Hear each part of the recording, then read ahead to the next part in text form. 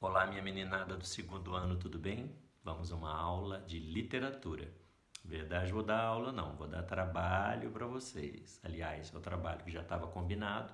Seu tio pediu para que vocês lessem o conto Negrinha, do Monteiro Lobato.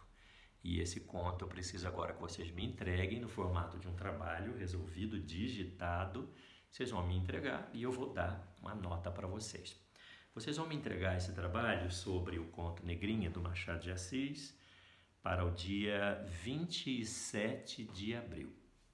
O tio fez duas marcações. As redações eu quero que vocês me entreguem no dia 24 de abril. Quer dizer, desde agora até o dia 24 de abril eu vou passar o meu e-mail para vocês irem mandando as redações que vocês já tiverem feito.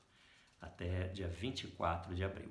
O trabalho do livro para dia 27 de abril, tá bem?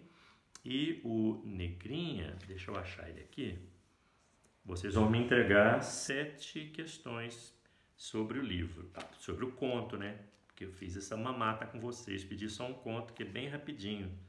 E aí você vai pegar o conto Negrinha, olha que pequenininho, ele é super pequeno.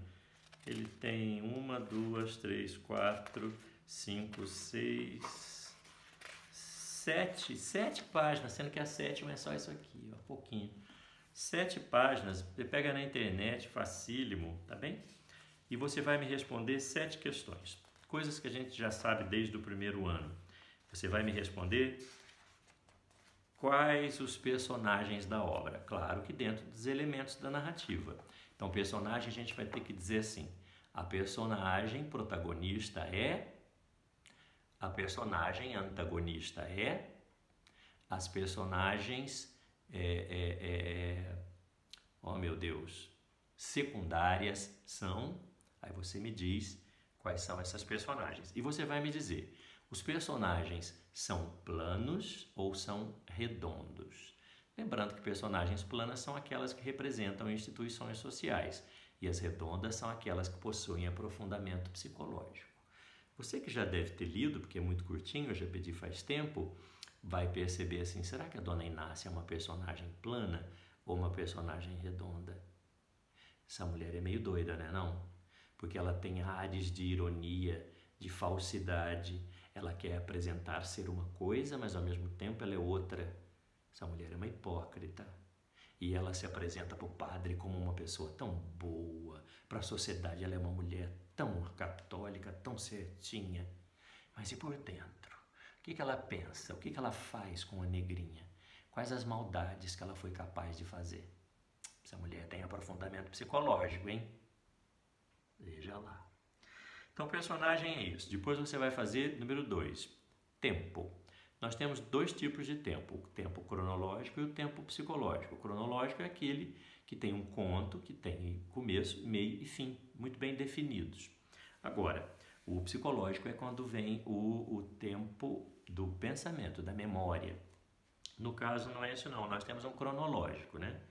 Veja aqui, ó, deixa eu pegar uma passagem. Tem começo, meio e fim. Deixa eu ver aqui. O dia 13 de maio tirou-lhe das mãos o azorrague, mas não lhe tirou da alma a gana. Veja, marcou o tempo. O dia esse, o dia aquele.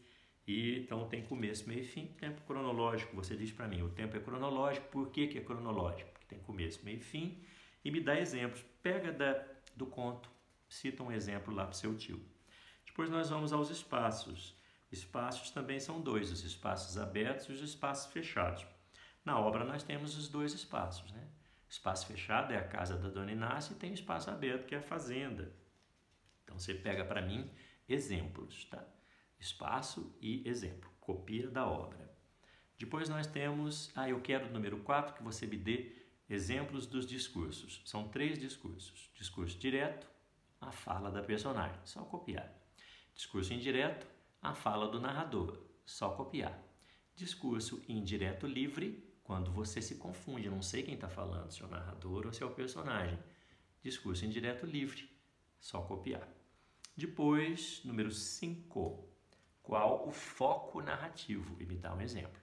Foco narrativo é o narrador. O narrador está na primeira pessoa, está participando da história. Ou ele é de terceira pessoa, ele está fora da história e ele é onisciente, ele sabe o que pensam os personagens.